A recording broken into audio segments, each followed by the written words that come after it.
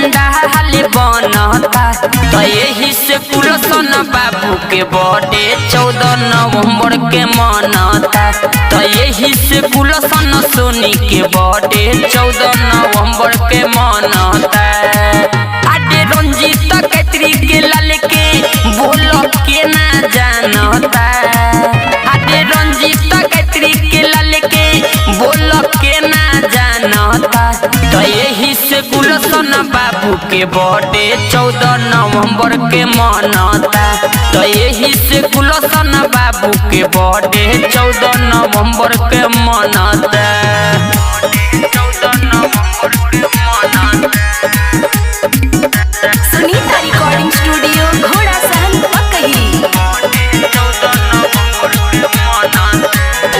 इनके हो जन्मदिन खातिर सारा बाटे सजावट माई बहिन लोग मिल के हो गीत भावे गावत।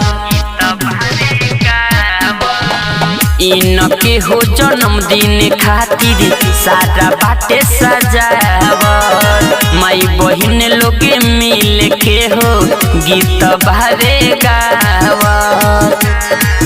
आडे सही बढ़वले रही सोनी सोनारी के छामता तो यही से गुलशन बाबू के बर्थडे 14 नवंबर के मनता तो यही से गुलशन सोनी के बर्थडे 14 नवंबर के मनता।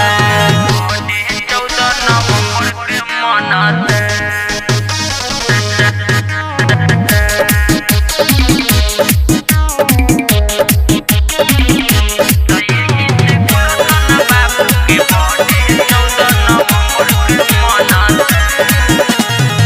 तोहरे पनाज बाटे मम्मी पापा कुल के पवन हल चल गिफ्ट दीहे तोहरा के खुल के।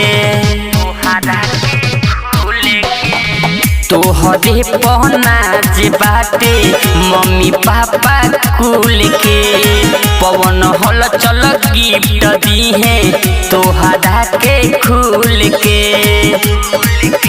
रंजीत सोनी सुना अब पूरी छनता तो यही से गुलशन बाबू के बर्थडे 14 नवंबर के मनता तो यही से गुलशन सोनी के बर्थडे 14 नवंबर के मनता। सुनीता रिकॉर्डिंग स्टूडियो घोड़ा सहन पकही।